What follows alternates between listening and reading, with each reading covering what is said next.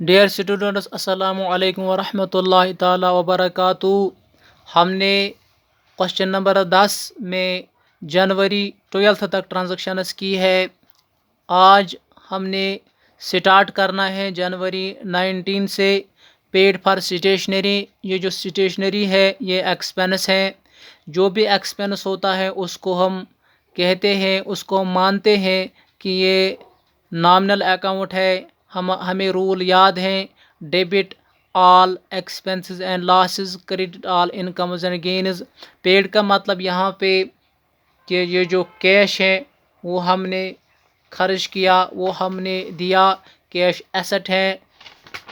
जो भी एसेट्स होता है उसको हम रियल अकाउंट के कैटेगरी में लेते हैं। Debit what comes in, credit what goes out. Stationery पे करने से कैश निकल जाता है, वो क्रेडिट होगा। और ये जो एक्सपेंस होते हैं उनको हम डेबिट करते हैं। यहाँ पे हम लिखते हैं जनवरी 19। एक्सपेंस का नाम है stationery.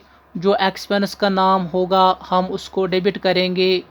Debit stationery account to cash account, क्योंकि ये जो कैश है ये एसेट है, ये निकलता है बिजनेस से। Credit what goes out, being stationery paid, being stationery paid. इसको हम क्लोज करते हैं। यहाँ पे इसका अमाउंट जो दिया गया है वो है 800 रुपीज़। नेक्स्ट, जनवरी के बजाय आप यहाँ पे दो काम करोगे। जनवरी 19 के बाद जनवरी 22, old newspaper sold.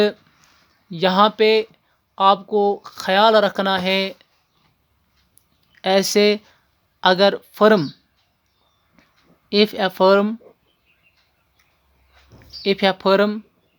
Selling if a firm is selling newspaper as a goods, तो वहाँ पे आपको क्या करना है, ये जो गुड्स ये मानते हैं न्यूज़पेपर, तो वहाँ पे आपको कैश डेबिट करना है और क्रेडिट टू सेल्स अकाउंट करना है। दूसरे केस में आपको ये याद रखना है, if a firm is selling newspaper as scrap.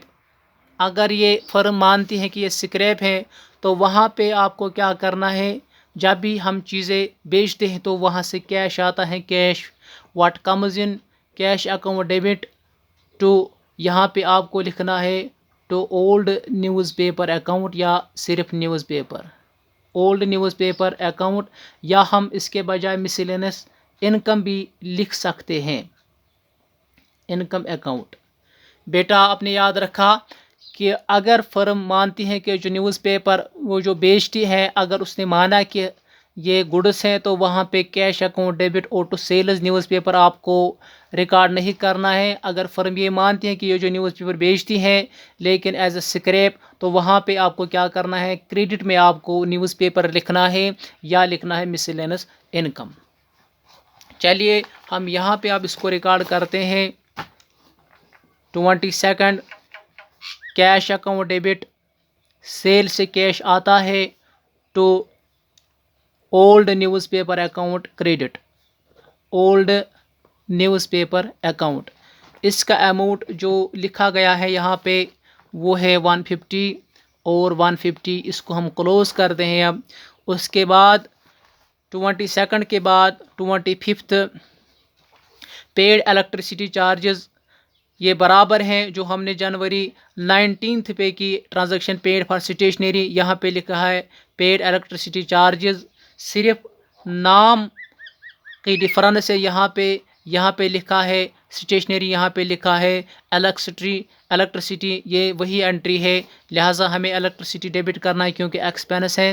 Electricity account debit और to cash account, cash credit होगा क्योंकि कैश निकलता है।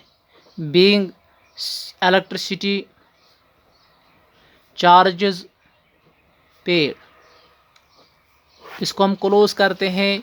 इसका अमाउंट जो है वो है 800, ऊपर भी 800 था और नीचे भी 800 है।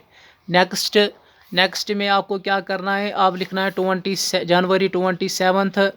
यहाँ पे है सैलरीज पेड बाय चेक, ये वही है, सिर्फ नाम चेंज है। यहाँ पे है स्टेशनरी, यहाँ पे है इलेक्ट्रिसिटी, यहाँ पे है सैलरीज। ये एक्सपेंस तीनों हैं, स्टेशनरी भी एक्सपेंस है, इलेक्ट्रिसिटी भी एक्सपेंस है, सैलरीज भी एक्सपेंस है। लेकिन यहाँ पे जो डिफरेंस है वो है चेक का। यहाँ पे था पेड डायरेक्ट, यहाँ पे भी पेड, चेक नहीं लिखा था लेकिन यहाँ पे मेंशन किया गया चेक। चेक का मतलब बैंक के थ्रू। अब आपको क्या करना है, आपको सिर्फ ये लिखना है सैलरीज, ये एक्सपेंस है क्योंकि डेबिट होगा, debit all expense and losses to cash के बजाय आपको लिखना है टू बैंक अकाउंट। बस इतनी फ़र्क है यहाँ पे। Being salaries paid, being salaries paid by check.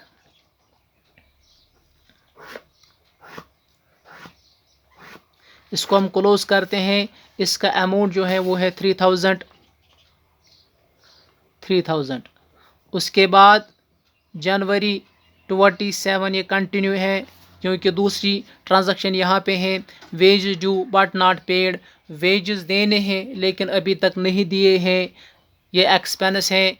Expense अगर दिया गया होगा या अभी देना बाकी है फिर भी ये एक्सपेंस है, इसको हम डेबिट करते हैं। ये मैंने आपको बताया है। वेजेस अकाउंट डेबिट टू, लेकिन इस वक्त कैश इस्तेमाल नहीं होता है, बैंक इस्तेमाल नहीं होता है।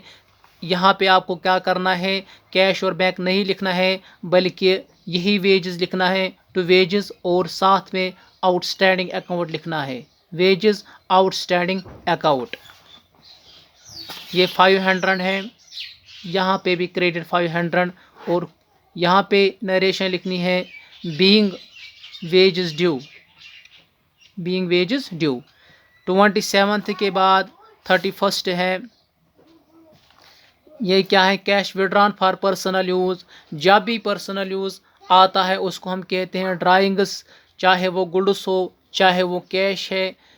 ये जो ड्राइंग्स है ये कैपिटल का अपोजिट है। जब भी कैपिटल इंक्रीज़ होती है तो क्रेडिट होती है, और जब वो डिक्रीज़ होती है तो डेबिट होती है। यहाँ पे जो ड्राइंग्स है, अगर ड्राइंग्स इंक्रीज़ होगी तो डेबिट होगी। यहाँ पे हम लिखेंगे drawings account debit to, cash decrease होता है, कैश निकलता है बिजनेस से, लिहाजा क्रेडिट होगा टू कैश अकाउंट। अमाउंट कितना है, अमाउंट है 2000, यहाँ पे भी 2000। अब यहाँ पे लिखेंगे being cash withdrawn, being cash withdrawn for personal use. चलिए बेटा हो गए यहाँ तक।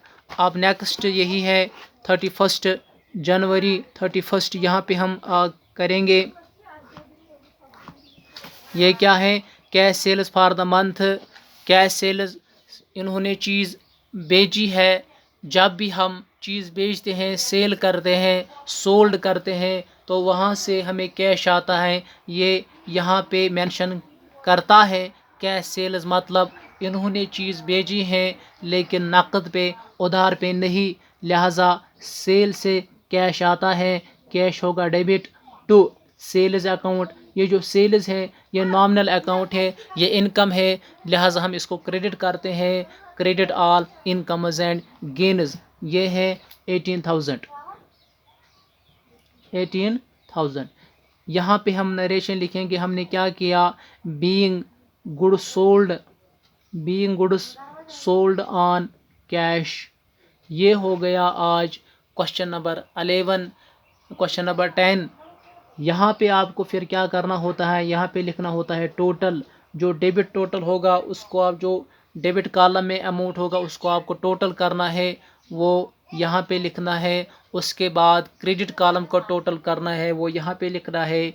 डेबिट कॉलम का अमाउंट जो है वो बराबर होना चाहिए क्रेडिट कॉलम के अमाउंट से, और ये जो क्रेडिट कॉलम का अमाउंट है वो बराबर होना चाहिए डेबिट कॉलम के अमाउंट से।